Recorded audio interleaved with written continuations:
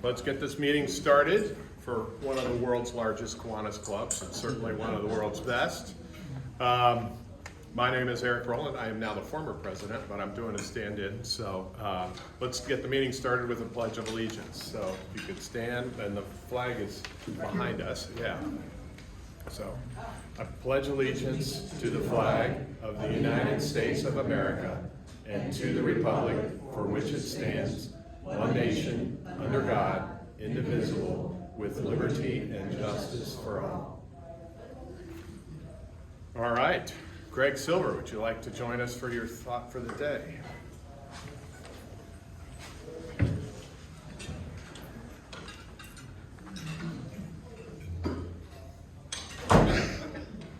One nation under God, with liberty and justice for all.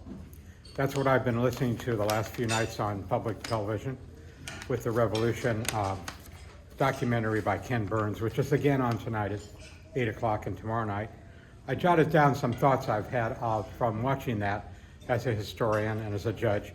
So here are some thoughts I have about that program so far. An idea of self-government for a world without it.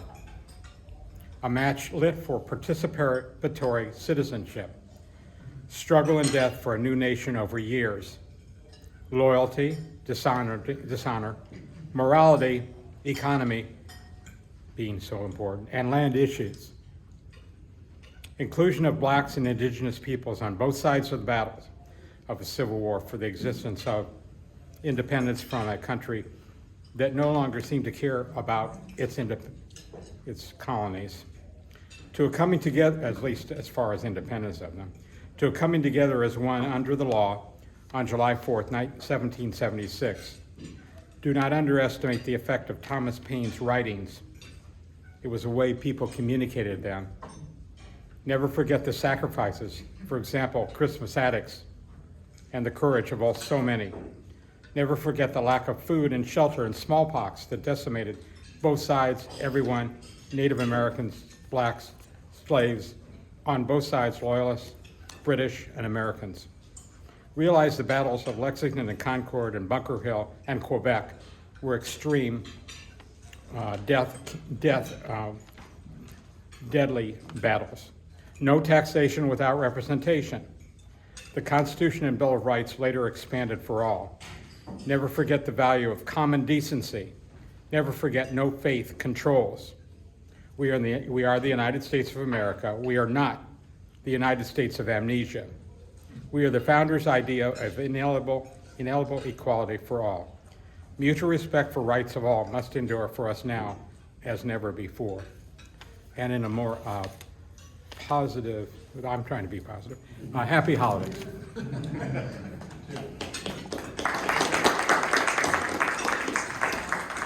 Thanks, Greg. Sandy Lynch is here. Do you want to give us an update? Of course. All right, come on up. I've got 14%. Oh, I thought I saw you standing at a podium. Well, yeah, we've got the camera going there. Those that aren't with us in the room. Is it? You're good. Is it on me? Yeah. Oh, okay. You can go closer if you want. Oh, not really. That's too intimidating. Well, hello, everybody. Thanks for letting me hang out with you, because I really like this club. I like my club too, but yours has a different flavor. I do have a couple of, well, actually, I'll keep it short. A few things I wanted to talk about, things that I'm focusing on as Lieutenant Governor, and I'd like to see a show of hands of how many of you follow social media of any kind. Facebook, Instagram, LinkedIn, anything. A few of you, okay. I am finding that Kiwanis clubs don't do a very good job of communicating with one another, especially when they're in the same division, which is a problem, I think. At least it is from my perspective, because I think we all need to be sharing ideas and figuring out how to solve problems. that maybe other clubs have already solved. Promoting clubs' activities. You guys already do a pretty tremendous job. I think you know that. But other clubs could learn from you. Promoting service projects, so other clubs can learn what their sister clubs are doing. Fundraising efforts, because some clubs really struggle with how to raise money. The need for volunteers, and I had an experience this week with Riley Children's Hospital. I did what Mary tried to do a couple weeks ago, and I transported a child to Riley Hospital for treatment. And it was such a rewarding experience, but I also learned that the person who runs this program has a lot of trouble getting people to do the driving, the taking the child and taking the child home again, picking up the child from their home and taking, and most often you take a parent with you as well. And those are the kinds of things that we could, if we communicated better with one another, we could help each other. The need for volunteers, and everybody needs volunteers, especially clubs who do a lot of service projects, service type projects. And helping people build their networks. Anyway, my idea was, if we all start communicating better, and one way to do that is to go to your social media pages and post and like and all of that, because I was with a club yesterday who hasn't posted anything since 2020. So their communication skills are nil. But and people just don't, clubs and the members just oftentimes don't realize that. They're just perking along, doing what they need to do. Kelly made a suggestion to me, and I still need to work with her on this, to create sub-pages on our websites to share announcements and information and needs and that sort of thing. I also wanted to talk about a couple of collaborative ideas I have. Indy Ignite, the new professional volleyball team, women's volleyball team, would like to do a community with Kiwanis, community night with Kiwanis. And so I've talked to Mary a little bit about this, and I've mentioned it to Kelly and to Jeff Otis. And I'd like to see if we can get some traction on that, like in March of next year. It would be a game night, and they would recognize Kiwanis International. And so I think that would be kind of cool, and I'm gonna work on some type of plan and then share that with the other clubs.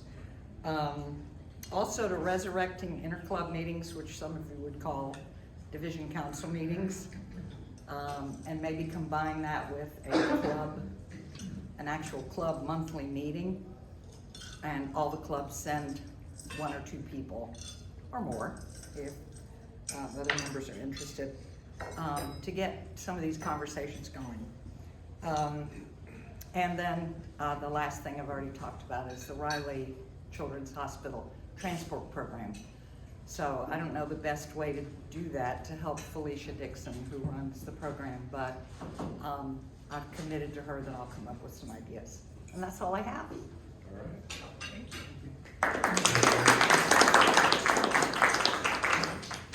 Steve, you want to come up there?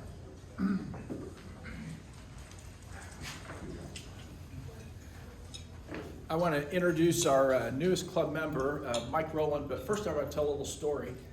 Yesterday I was meeting with a couple, and they're going to be selling their business next year. It's a very profitable business. And they were talking about what they're going to do over the holidays. And the husband said, well, I'd like to man a kettle.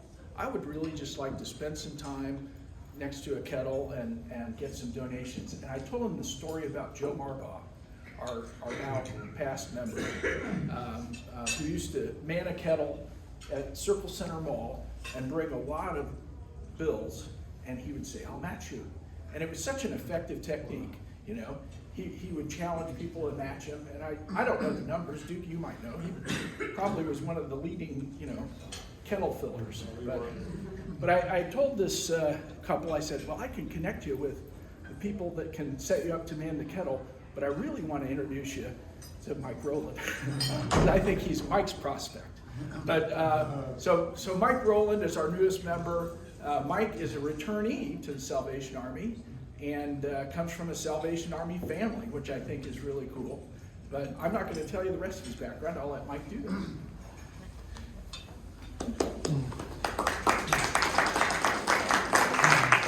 Well, thank you, and just excited to be a part of Kiwanis. I've had some family members. My dad was a member of Kiwanis. My father-in-law was a member of Kiwanis. So this is, for me, just following suit in that generational commitment to this great organization. So I'm excited about that. And as Steve mentioned, I'm a lifelong member of the Salvation Army, really. I'm actually 6 generations deep in the Salvation Army. And so my great-grandfather actually met the founder of the Salvation Army, William Booth, when he was back in London. And they came over to Canada, and they were Salvation Army officers. My parents were Salvation Army officers, so we have a long history. And I love serving in the Salvation Army. I believe in the mission of this great organization, and that's to meet human needs in the name of Jesus Christ without discrimination. That's the cusp of our mission, and I get excited about that just thinking about it. So happy to be back at the Salvation Army. I worked there for 19 years, took a little break and worked for my church for a little while, and then now back again as the Director of Development for Central Indiana. So very excited about that, and excited to be part of this great organization as well in Kiwanis. So look forward to getting to meet each of you and know each of you and work alongside of you here in this great area so that we can touch more lives and serve more people. So thank you very much.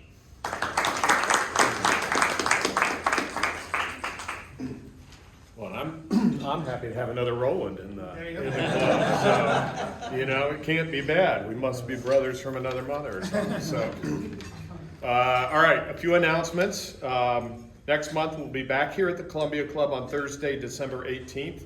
Dr. Rich Schreiner will speak about the Riley Centennial and the historical marker that was just installed. And a kid again will join us for a grant recap. We'll be on Zoom again on Thursday, December 11th. Blaine Zimmerman with the Indy Chamber will speak about youth talent development and retention. Certainly something that falls in our bailiwick. What topics and issues are you interested in hearing about? Be sure to share your ideas and connections. We'd like to see increased participation in these lunches and our Zoom meetings. Reach out to a friend if you haven't in a while and encourage them to join us. If you'd like to join me to bell ring at Kroger at 71st and Binford, the link to sign up is on the homepage of the website. 1-hour slots are available on Friday, December 5th, December 12th, and December 19th. On Saturday, December 13th, we will be presenting a $5,000 check to the Salvation Army on the Radiothon. Our on-the-air spot is at around 9:30 a.m. at Sullivan's Hardware at 71st and Keystone. You can volunteer to ring the bell from 8 to 10 a.m. or take pledges at the phone bank from 9:45 to 2. And if you haven't done it, it's pretty fun to be there. It is, it's a lot of just fun to be lot of there. fun. And you can do some of your Christmas shopping, find, buy some cool For a hardware. hardware store, you can buy a lot of Christmas gifts there. Yeah. Yeah, and finding a parking space is usually the challenge. Yeah. So get there early. There is a sign-in sheet circulating, and I know Duke's grateful for everybody that's helping out with this. So, okay, Roger, you want to talk about the lunch bunch?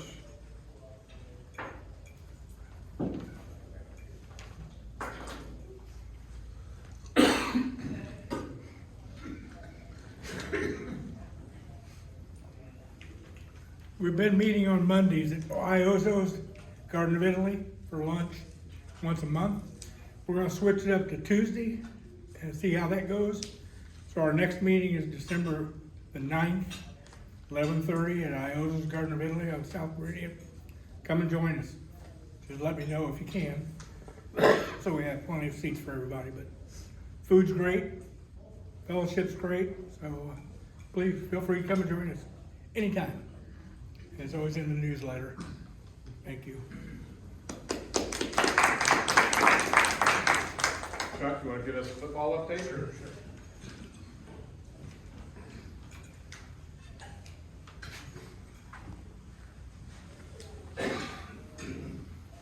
Well, feel a buzz in the air. It's almost time for the football luncheon, victory, or the banquet. And it is 2 weeks from today. So there's no Zoom or anything on that day. We'll be out at the Colts Gridiron Hall. If you've ever been there, it's a fabulous place. I think everybody, who hasn't been there? Kelly, you've been there. You can't fool me. So it's December 4th, and expect another great program and nice spread from City Barbecue. Who's been to City Barbecue? Yes, of course. So they've got the lunch, or they'll be catering. They promise to have plenty of cookies, so that's usually the first thing you go. Tickets are $30. You can sponsor a team table for $200, which includes one ticket. So obviously that's a donation. Thanks to Bill, Bill's not here today, Bill Du Bois, who sponsors the award plaques every year, and Duke Head, who is sponsoring a table. So thanks, Duke.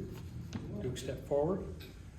Registration is live on our website at indykiwanis.org/football. Real easy. And our committee is reviewing 18 nominations right now for the Colts Great Player Award and Academic MVP, $2,500 scholarships for each of those. And we're also announcing a Girls Flag Trailblazer scholarship to be awarded in 2026. So that's an ad, something the Colts feel strongly about, is the girls flag program, which is really growing. Anybody have kids or grandchildren in flag football? Yeah, it's really big, really getting big. It's a great opportunity for girls to have something going on in an athletic event. So. Do you want to also thank your committee that's here today? Yeah, they're almost all here. Mike, thank you for all you've done. Roger, thank you. Who else was on the committee that's here? Well, not What's that? really. I'm a sometimes participant. Yeah, you're part-time. That's right. Thanks, Steve. And Bill Du Bois and Rob Schlegel. And Nathan Ashworth. And Nathan, yeah. Former football player at Rod Colley and Abe Lincoln Scholar. Yes. Right, that's right. Okay, any questions? Get a ticket, please. And part of the reason that Steve is part-time on football is because he's doing basketball, so he's gonna give us an update on that. Yeah, we received some great news earlier this week from the IHSAA that we have the dates for the girls' basketball luncheon, championship luncheon, and the boys' championship luncheon. The girls' luncheon will be on Wednesday, February 25th. The boys' luncheon will be on Thursday, March 25th. Both of them are at Gainbridge Fieldhouse, which is important because that's where the teams practice. So that's been our big change over the last few years is trying to get our awards luncheon to the same location where the teams practice and not down on the south side someplace. So big cooperation from the Pacers and our partners at the IHSAA, who incidentally I ran into them all this morning at the Scouting Governor's Breakfast. And Paul Neidig says hello, our member. Chris Kaufman wasn't there, who's our other member, and I didn't see Trip Lukemeyer either, but I saw both Brian Lewis, the head of boys basketball, and Jane Schott, who's the head of girls basketball, and they never fail to say they really appreciate the partnership that they have with us, because we're kind of their conduit to the community.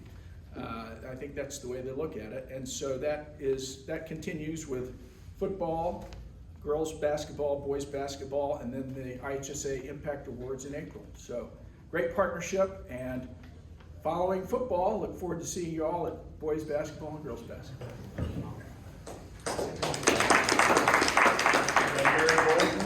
Will give us a foundation update. Okay, foundation update, everyone. As you know, it's Abe Lincoln season, so the 9th of December, all of the applications are due from each of the high schools. Interview day is the 10th of January, and the banquet is February 13th, and for those of you who are guests, Abe Lincoln Scholarship. Each high school in the county gets to nominate one senior who has overcome adversity. And we give 4-year scholarships for college or trade schools. And it's fabulous. So if you want to get your tickets, get them in, yes. We have given this year over $300,000 in service projects for youth programs to help youth discover what's possible. We have also, we're building a stronger Indianapolis where every child has support and every dream has a chance. So if you would like to give to the foundation, we'd accept any and all because it all goes for a good cause, as you well know. Yesterday, the foundation board met and the budget is approved for next year. We recently approved 13 grants of $5,000 each. We'll be announcing those to the winners of not-for-profit organizations throughout Marion County who service children. And then those will be distributed in January. So if you are interested in doing one of that, giving the big check, getting your photo taken with the recipient, it's always fun to see where the funds go and how they give you details of what they do for children. It's really moving. So if you've got an opportunity, you've got some time and you're interested in that, let Kelly know and we'll get you on the list to distribute some of these checks. So much for the foundation. Now I would like to do a little grant recap. We have with us Madison Scott and Carrie Sheward to tell us about their $5,000 grant to Tangram, which we've supported this year. Ladies?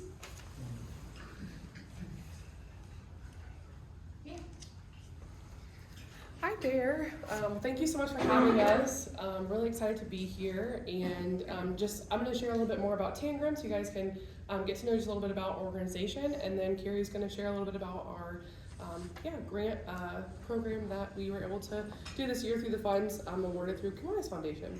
So Tangram is a nonprofit organization here in Indianapolis. We serve central Indiana. We have services in about 22 counties.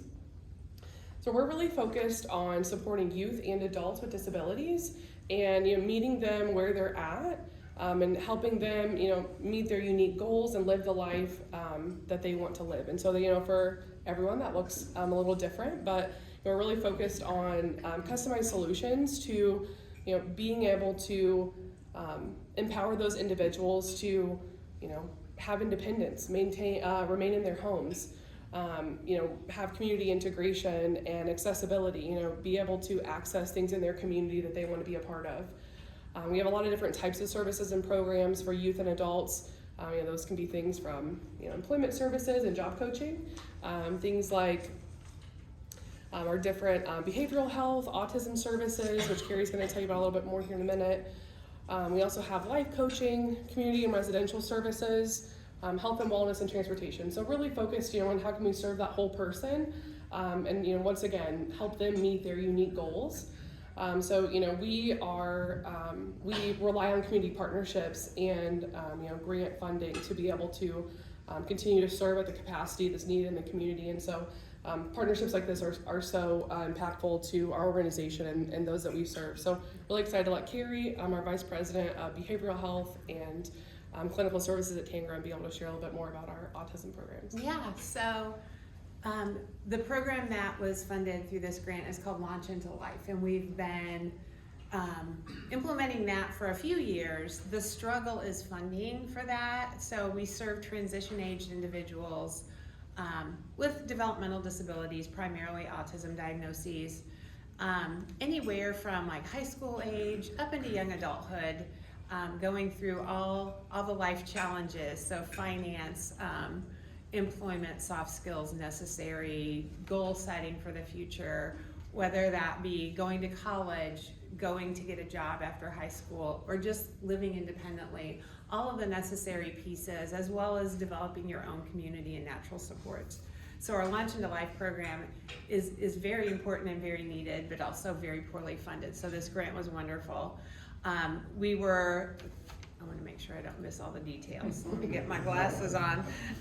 So the grant was written for ages 12 to 17. So that younger cusp of the age ranges is hard to lock in because, as parents and students are looking, the future seems so far in advance. So trying to get that 15, 16, 17-year-old participant was fine. The problem we had at the initial launch of the marketing from like January to April is finding that age range in Marion County solely. So we had folks that were either a little outside of that age range, 18 and up, or they were within the age range but not in Marion County.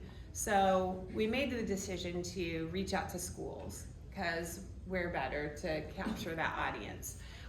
Warren Central has a program, it's the Office of Exceptional Learners, and they really focus on that transition into college education, employment, whatever those next steps are. So they identified diploma track students. We have 14. We're actually in the middle of the 10-week session right now, and it's been wonderful. The students come on, they have an advisory period in the middle of the day, so they are there, they're a captive audience. Our goal is to also have a parent component where the parents are getting materials and information to support what we're teaching the students as well. So we have, in this particular group, this cohort, we're giving the parents the materials.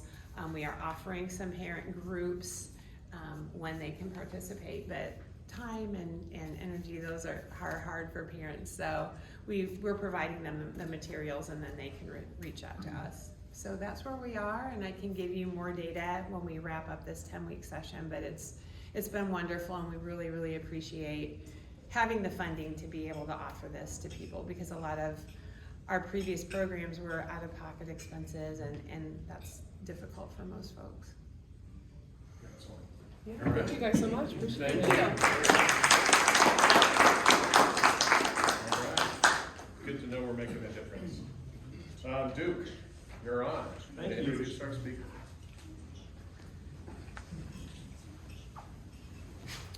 It's an honor to introduce a Central Indiana legend, Chuck Lofton. Now, he announced his retirement in January of this year, and he planned his final broadcast for June 6th. Now, what is June 6th to us? Right. But if you're with the Salvation Army, there's more than that this year. It was Donut Day. He graduated from Southern Illinois University. During his 40-year career at the station, again, made a lasting impact on the community. Like all of us, come on, raise your hands. How many people woke up every day to Chuck? I don't know about you, but at 5:15 to 6 a.m. every day, I would watch Chuck, and then I'd get out of there and go to work. Besides his daily weather and news and insight, he became an integral part of the Indianapolis 500, Brickyard 400, Indianapolis Colts, Pacers, Indy Fuel. Have you ever been to an Indy Fuel game? Have you ever chucked a puck? That's hard to do, by the way. He proudly emceed the City Circle of Lights holiday event. He's been the voice of the 500 Festival Parade in May. And how many can never forget his big adventures? Yes. We live for his adventures all over the country. We live through him. He's a frequent speaker to organizations all over the place. Serves as a community volunteer for many charities. He's been in an array of Christian leadership roles since he was a teen. In 2022, he was inducted into the Academy of Television Arts and Sciences Silver Circle, representing over 25 years of distinguished service to television.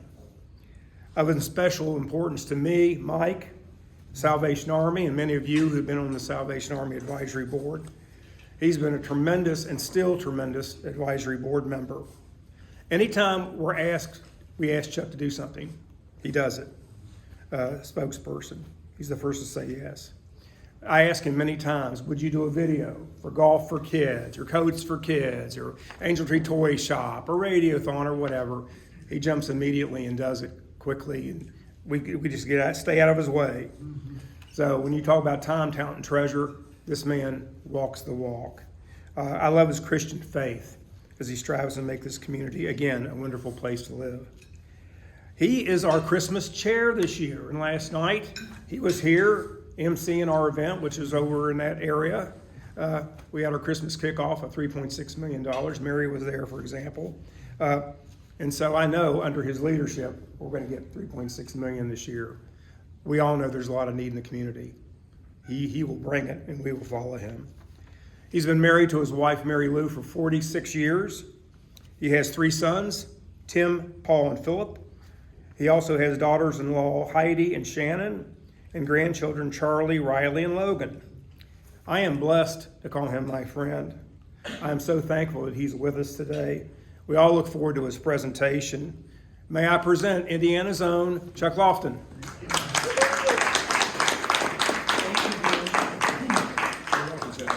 I hope I can live up to that. It's good to be here with you all today. And you know, as I was looking out the window, I got here a little early today. I was looking out that window and I thought, boy, that site was seen from this building and this area in 1916 when the first Kiwanis chapter in Indiana, this chapter with 52 members, started. And imagine, if you will, what life was like in downtown Indianapolis then.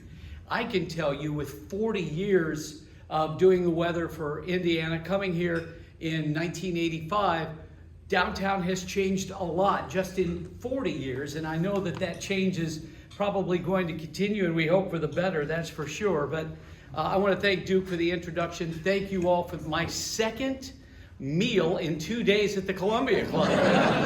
They do a good job here. Well, 40 years, and when I look back on it, I think, like most of you who are older, 40 years goes by like that. And I told that to my sons last time I saw them, and they're like, what? No. I've got one with a 6-month-old baby, and believe me, time goes very long. 24 hours is actually 96 hours when you've got a baby in the house. But it has gone fast. And Matt Standridge, the young man who succeeded me at Channel 13, he made for me a graphic. It was a beautiful frame thing for my retirement. And it said this. He did some research with the help of the National Weather Service on the weather that I have forecasted through the years. And here's what he came up with. In 40 years, 1,705 inches of rain, 1,079 tornadoes, and 926 inches of snow. And I can tell you, I worked every day through every one of those events, believe me.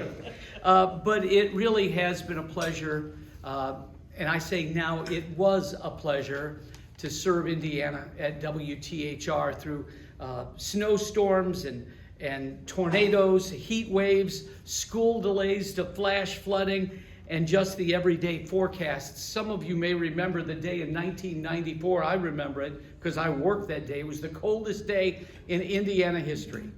36 below zero in New Whiteland, 26 below zero at Indianapolis International, and my car started. Thank God for the Sears Die Hard battery.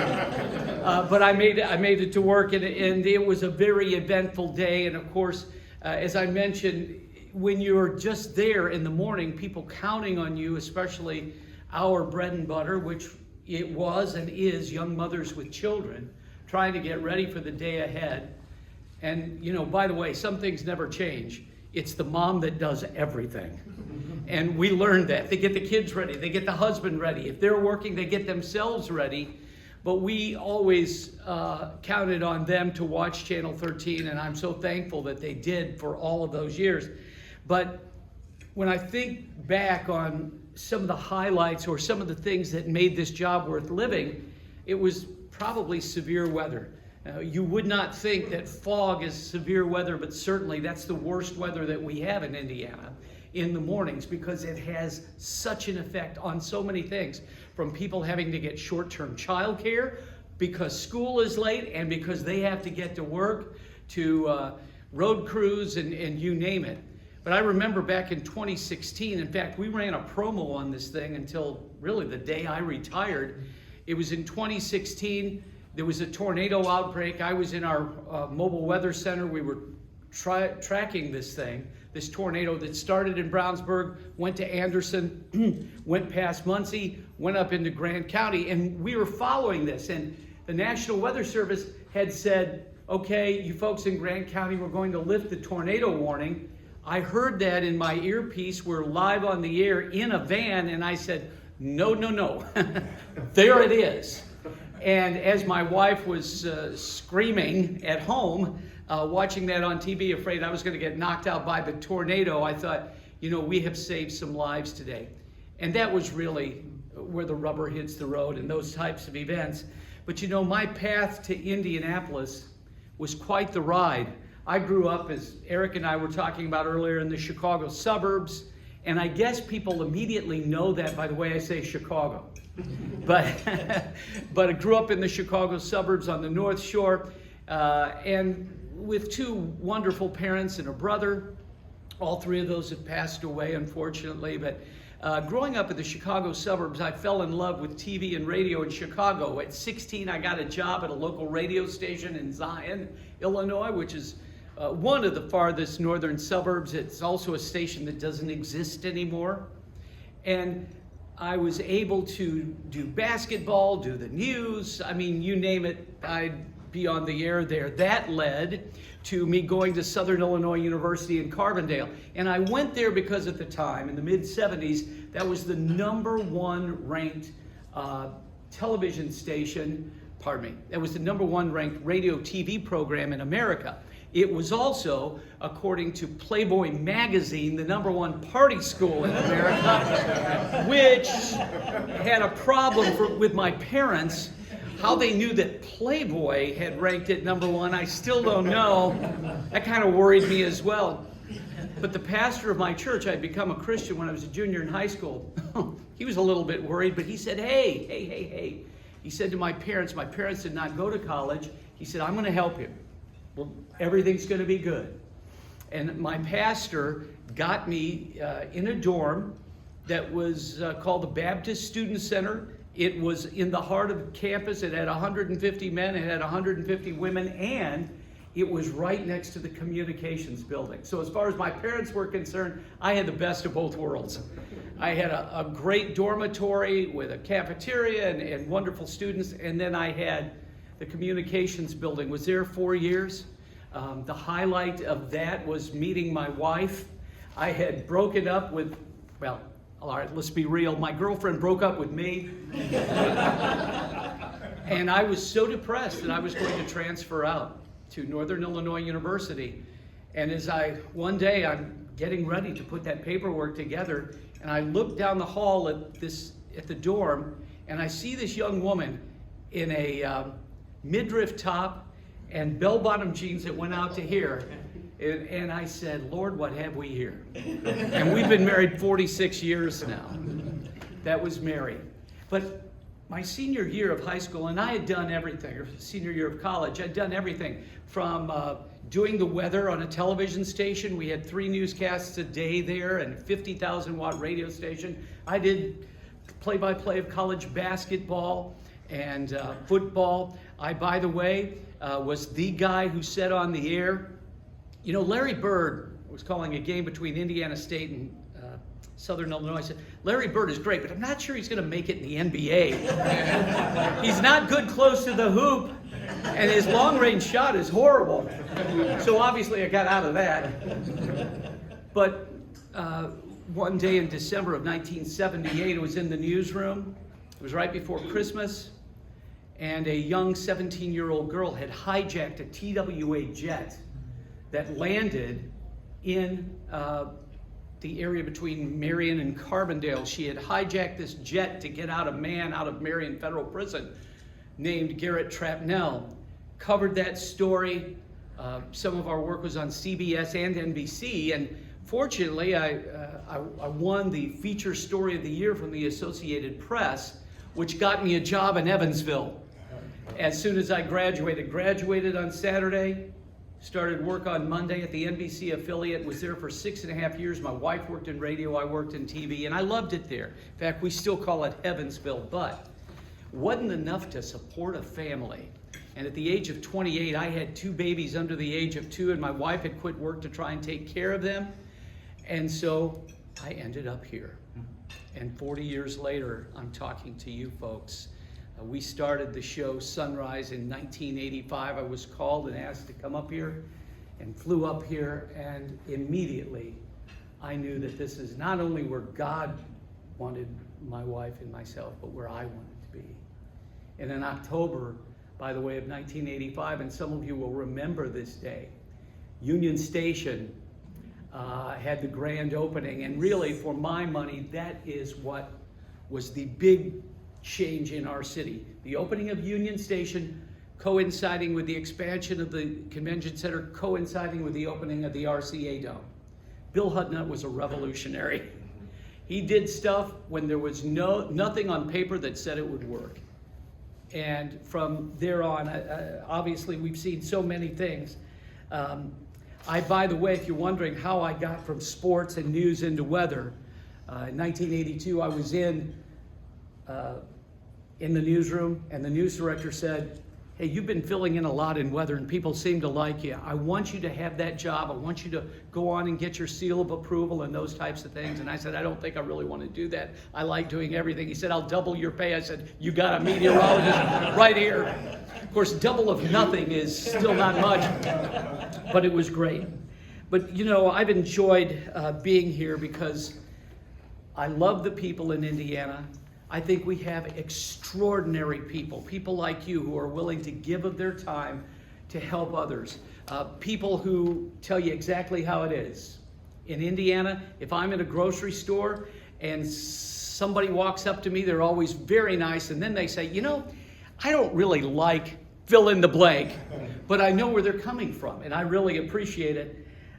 In the years that have followed since that day at Union Station when I was able to broadcast live the opening of that, I've seen many more opportunities to speak to churches and groups and organizations and get tied into what we have, which is a great state, a great place to raise a family, and just be in Indianapolis. You know, television has changed. When I started in 1985, our competition was Channel 6, Channel 8, Channel 59. Channel 6, Clyde and Dion and Howard Caldwell. Channel 8, Mike and Debbie. Channel 59, nobody much, and they were just moving in and out. But at our station, in the evenings, we had Tom Cochran, and eventually Ann Ryder, and then John Stair and Ann Ryder. And as we moved into the 90s, that was really the heyday for TV in this city. The 90s into the early 2000s, everybody had a helicopter. Everybody sent crews to major stories around the United States. And now we're in a bit of a transition. Whereas, you know, for Channel 13, our competition back then in the 90s and early 2000s was Channel 6 and Channel 59 and Channel 8. Right now, our competition is this. Good and bad. And so the transition to this is going to be difficult for TV to exist. Already we've had major sales that you've read about in IBJ or the Indy Star or heard about on Channel 13. Channel 13 has been sold again from the most wonderful family in the world, the Wolf family, who owned us, to Tegna, and now Tegna is selling to Nexstar. We'll see if the FCC approves that. But the bread and butter for local television, and the bread and butter for you in whatever business you are, or even if you are retired, but you're having relationships with people, is that word relationships. Community service and news are the business model for local TV. And that was great because that was, for me, where I wanted to live my life. And you know, as Sunrise, which has been a #1 show since it began in 1985, continues to evolve with our new team, one thing won't change, and that is that people watch primarily for weather and for traffic, but they watch for the people. If they like the people, they'll watch. If they don't like them, they won't. And I think also one of the reasons that a team connects, and I was with Julia Moffett for 25 years on Channel 13, the reason a team connects is because they're human and they give hope. And that word hope is so important. You know, very few people when they retire can say that the last 6 years of their career was the best. But for me, it certainly was, because in the last 6 years of my career, I did something called Chuck's Big Adventure. It started out actually on a whim. Our station did a week of live broadcasts of Sunrise in 2018 from the wedding site of Prince Harry and Meghan Markle. Now that marriage didn't work out too well. They've had some issues. But what happened for our TV station going there and broadcast was amazing. I was there for 2 weeks ahead doing stories. Why they picked me, I don't know. But I went there for 2 weeks, came back, we edited the pieces, then flew back to England, and our entire show was done from Buckingham Palace and Windsor Castle. Out of that led Chuck's Big Adventure. About 9 months after that happened, my news director calls me to the office and she said, Chuck, a couple of things. A, I'm quitting, and don't tell anyone. But B, before I quit, I want to get this through. I want to start a series with you going all over the country. And I want to call it Chuck's Big Adventure. And I want you to just have fun with these stories. We will give you the finances that you need to do them, but I think it will catch on. And I've got to tell you, after 14 trips around the United States and Canada, and then 140 stories produced, which by the way, you can see still if you want. You download the 13 Plus app to your smart TV and you can see every one of those pieces. But that helped a lot in our station's growth. And it helped me personally because it got me out of that weather box that I had wanted to get out of for a while.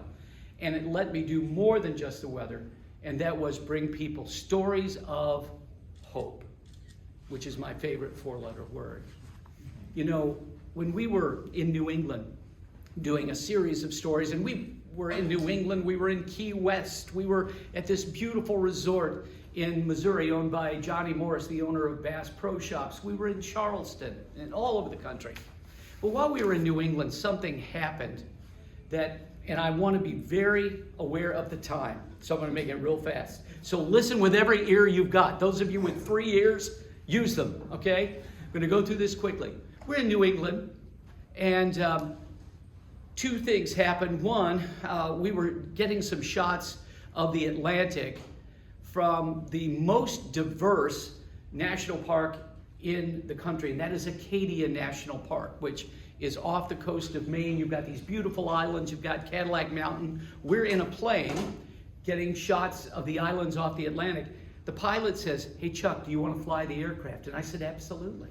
So for 45 minutes, I'm flying over the beautiful Atlantic, whipping around Cadillac Mountain. My phone kept buzzing, and I didn't know what to do because you can't answer your phone while you're flying an airplane. But the phone of my producer also rang, and she said, Chuck, you got to land the aircraft. We landed the aircraft, and I said, are we in trouble? She said, we are not, but there's real trouble at the station, and they want to talk to you. And as I picked up the phone and talked to a person on our staff, she told me that one of our wonderful co-workers' husband had taken his life. And everybody was upset. They wanted to talk to me about it. On this same trip in New England, we are standing on the edge of a cliff, getting shots again of the Atlantic. To the bottom of it, of the cliff is the Atlantic. About 100 feet up is an observatory area where a man is standing. He was an elderly man, and his wife is saying, back up, back up. And as he backed up, he fell off the cliff in front of us. More on that in a moment. You know, my favorite part of the forecast was the 7-day outlook.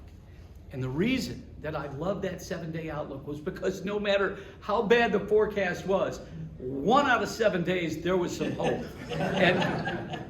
And I have seen that. And since I've retired, especially, I have needed that word hope. Because my retirement, I'm going to be honest with you, there's only a few of us here, has been a dumpster fire. I've been in 2 ambulance rides. I've been in 2 emergency rooms. I've had my 3rd heart procedure in 3 years. I've had 3 family members die in 1 month. We got to take our first ever cruise, and my wife ended up in the ship's ICU in their hospital. But saying all of that, I have hope, because things have gotten better. You know, the great Joe Stoll, he used to pastor the Moody Church up in Chicago. He said, you know, sometimes we look at life in flash frames, like this happened in my life, and that happened in my life, and usually they're bad things. It may have been the death of someone in your family. It may have been a financial reversal or a disappointment in a child or an adult child. And those carve out who we are, but that's not what life is. Life is a full-length movie, and God is the producer, and there is always hope. So what happened to those two people? Well, my friend whose husband passed away, took his life, 3 years later now, she is establishing a 501(c) where she is going to help the family members of people who have taken their life. She is turning that incredible pain into incredible hope for those that are left behind. And what about the man who fell off the cliff? Well, he fell off, he bounced off the side and landed in some bushes above my head. I climbed up there. My producer, Megan, called the National Park Service and the emergency team there. And as I got there, I tried to stop the bleeding in his head by compressing it and to help him. I was praying for him. I was also, you know, trying to do everything I could medically, and I know nothing about medicine, but to keep him going. Folks, the National Park Service got there, and in 45 minutes, that man, who I thought was dead when he hit, walked to the ambulance. H-O-P-E. Hope. From my standpoint, that's what Kiwanis has to give. By engaging the community and enriching and serving every member being engaged, you are giving a world that needs it so much hope. And as far as I'm concerned, I'm going to spend the rest of my days speaking to folks like you, and especially to churches and conferences, to say that we do have hope. Why? Because in the middle of our tornadoes and our windstorms, in the middle of freezing rain and flash flooding, in the middle of all that mess is the sun. And he gives us hope. Thank you so much for having me today.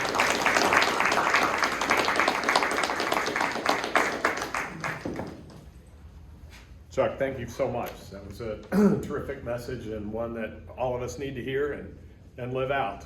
So really appreciate it. The Kiwanis Foundation of Indianapolis will be making a donation in your honor to a kid again. They bring hope and happiness through cost-free adventures where children with life-threatening conditions and their families can laugh, connect, and feel normal again. So thanks for that. And I usually finish the meetings with quote from the AUL signboard or Stephen Wright. So this time I thought I'd pick Stephen Wright, which seemed appropriate for a weatherman. If you want the rainbow, you got to put up with the rain. So.